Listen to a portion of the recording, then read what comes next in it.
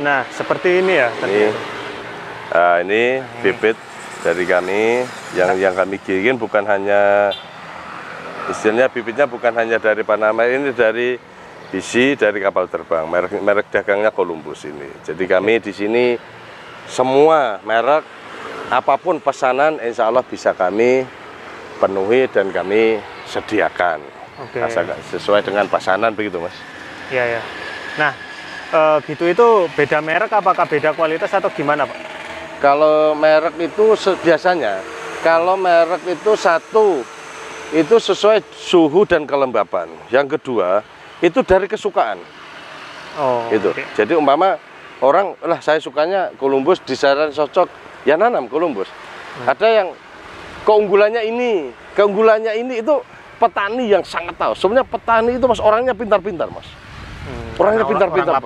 Orang lapangan itu sangat luar biasa. Seperti teman-teman yang lagi menyaksikan ini sebetulnya luar biasa. Ilmunya sangat hebat-hebat. Makanya beliaunya jangan kita arahkan, wah nanamin, enggak. Beliau punya rekomendasi sendiri. Apalagi tentang pengobatan, pencegahan penyakit dan sebagainya. Mereka sangat luar biasa karena mereka adalah pelaku, petarung di lapangan. Ya kalau kita maaf, kadang-kadang hanya merek dagang itu hanya duduk di meja, ini bagus, enggak bisa. Yang tahu itu merek ini bagus, itu teman-teman petani yang di lapangan. Gitu.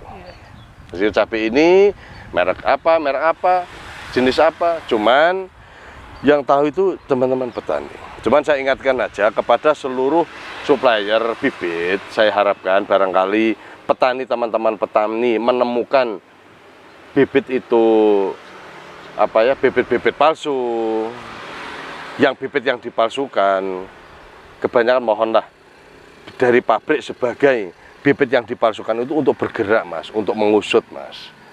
Kita percuma di sini menyiapkan seperti ini, kita beli bibit istilahnya menyiapkan bibit-bibit asli ya kan. Pada saat kita di lapangan menemukan bibit palsu, tidak diusut dari pabrik itu sendiri, dari pemegang merek itu sendiri, begitu loh Mas. Itu kan suatu pembiaran yang sangat parah begitu loh. Pak, mungkin bisa bagikan tips untuk para petani ini Pak yang masih pemula. Ini cara memilih bibit yang bagus, kualitas baik gimana Pak? Bibit yang bagus itu pastinya ya kategorinya satu tidak terkena busuk batang Mas. Busuk batang mungkin di sini kebetulan alhamdulillah tidak kita temukan. Yang kedua daun mulus, daun mulus bersih. Papan kokoh, batang-batang kokoh seperti ini kan batang-batang kokoh ini. Jadi kalau bibit saya jangan diginikan, nggak ada guna, udah ginikan aja. Kalau roboh, buang aja bibitnya. Kan ada orang, jangan disentuh, pakai angin aja gini. Nggak usah kalau dengan apa-apa, ginikan aja udah gitu. Itu teman-teman, itu tips, salah satu tipsnya lah. Jadi yang kedua, apalagi Anda menemukan untuk memilih bibit ini Mas, untuk memilih bibit untuk memilih bibit jangan sampai dari di sini, perhatikan di batang bawah, jangan sampai ada pembusukan ya di sini, ada pembusukan. Nah, itu biasanya kalau di bawah sini ada pembusukan itu waktu pindah tanam juga busuk. Yang kedua, trik dari untuk memilih bibit, cari bibitan yang atasnya ini lepas kayak gini, tidak menggunakan paranet. Gitu. Karena apa? Kalau bibit ini terserang layu fusarium atau busuk batang, apabila terkena panas seperti ini, pasti bibit itu mati. Saya pastikan mati. Tapi kalau tertutupi dengan paranet, sedikitnya bibit itu akan bertahan untuk hidup. Tapi setelah pindah tanam nantinya mati. Gitu. Yang kedua, kalau saya ngasih resep, trik untuk memilih bibit, terutama saya yang bibit yang mudah di bibit baja ya di sini. Ini bibit baja ini.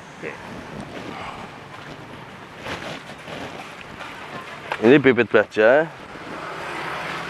Ini Mas, ciri-ciri bibit keaslian bibit baja. Salah satu kalau menurut saya ini di sini kita temukan ini warna daripada ini kan. Ini salah satu standar keamanan dari pabrik untuk mengetahui. Karena apa? Ini di usia 30 tidak termakan oleh tanah. Yang warna ini, warna keemasan ini. Ini kan masih banyak saya melihat ini, kan masih banyak berserakan ini. Berserakan ini di media-medianya. Nah, ini untuk mengetahui keaslian. Apabila Anda memilih bibit dan tidak ditemukan satupun warna emasnya seperti ini, ini berarti, ya maaf saya tidak berani diperhitungkan lagi untuk membelinya. Oh gitu ya. Menjadi pertimbangan lah Pak ya. Iya, dipertimbangkan dulu kalau mau beli, karena apa? Itu sudah tidak bisa dibohongi. Sampai umur 25, 30 itu masih ada loh Mas.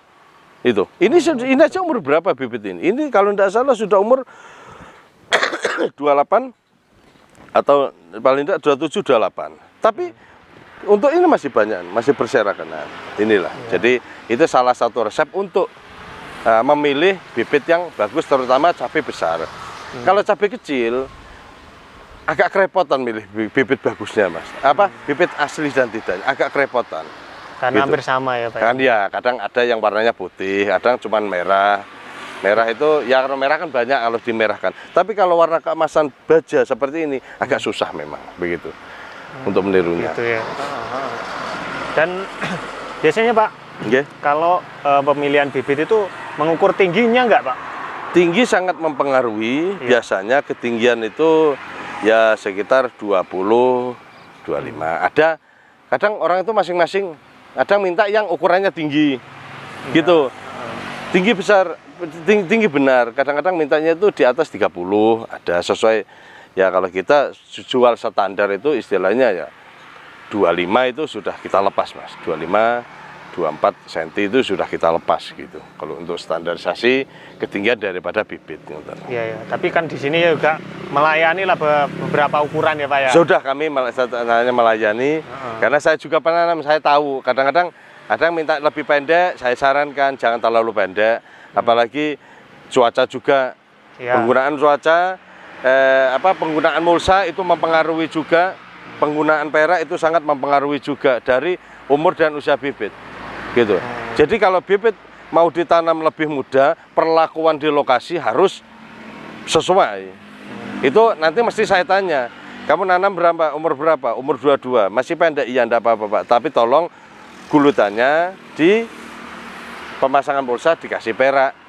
Karena perak itu bisa sedikit menahan hawa panas yang ada di tanaman. Karena dengan hawa panas bisa mengakibatkan itu Mas, gelang itu loh Mas. Biasanya kalau ditanam tanpa kasih perak, itu kan panasnya bisa mengakibatkan penyakit gelang. Tapi kalau kita kasih perak, insya Allah aman.